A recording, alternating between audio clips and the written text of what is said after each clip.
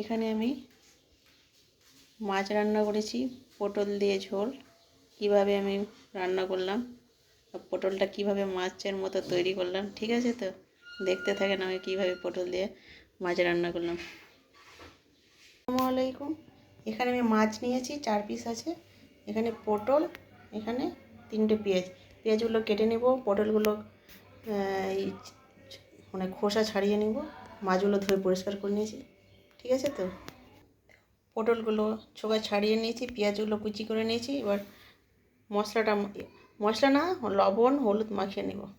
লবণ হলুদ মাখা হয়ে গেছে। এবার কড়াইটা গ্যাসে চাপিয়ে দেব মাছটি ভাজার জন্য। কড়াইটা গরম হয়ে গেছে, আমি তেল দিয়ে দিব।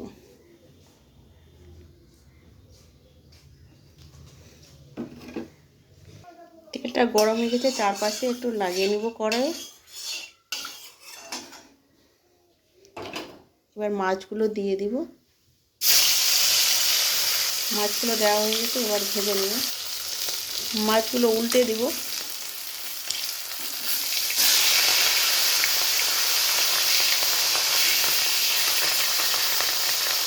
মাছটা ভাজা হয়ে গেছে, এবার তুলে নেব।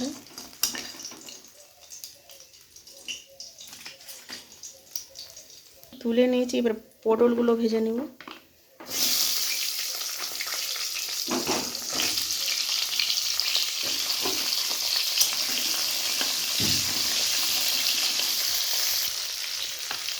একটু লবণ হলুদ দিয়ে দিব, ভেজে নেব। ভেজে করলে দারুণ খেতে লাগে।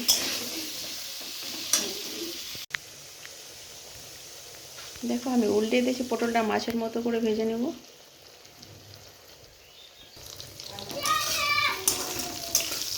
পটলটা ভাজা হয়ে গেছে, এবার তুলে নেব।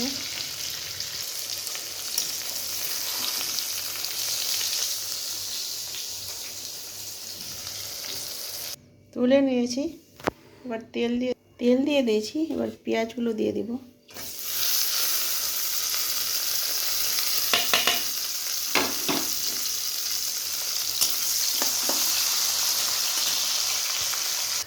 এবার ভাজা হয়ে গেছে, এবার আদা রসুনের পেস্ট দিয়ে দেব, ভেজে নেব। ভাজা হয়ে গেছে, এবার আমি হলুদ, লঙ্কা গুঁড়ো আর লবণ দিয়ে দিব। জিরে গুঁড়োটা পরে দেব, এখন জিরে গুঁড়ো দেব না। একটু জল দিয়ে দেব। কষানো হয়ে গেছে, পটলগুলো দিয়ে দিব।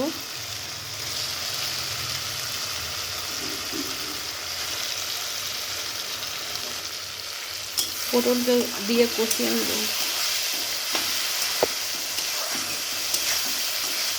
এভাবে রান্না করে দেখেন, দারুণ লাগে পটল দিয়ে মাছের ঝোল। আর একটু কষিয়ে নেব। কষানো হয়ে গেছে, আমি জল দিয়ে দেব।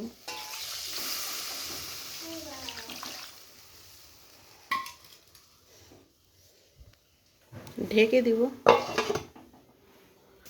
1 মিনিট পর ফিরে আসলাম, বলক চলে এসে আর একটু হবে।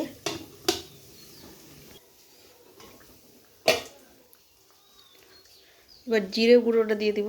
এখানে কাঁচা জিরে গুঁড়ো আছে, পরে গুঁড়োটা দিলে খেতে সুন্দর লাগে। আর ঠিক আছে, তো ঢেকে দিব আর 1 মিনিটের জন্য।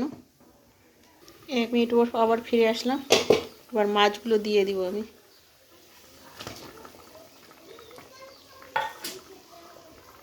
এক মিনিটের জন্য ঢেকে দেব। 1 মিনিট পরে ফিরে আসলাম। আর তরকারিটা কিন্তু হয়ে গেছে, ঢেকে দেব।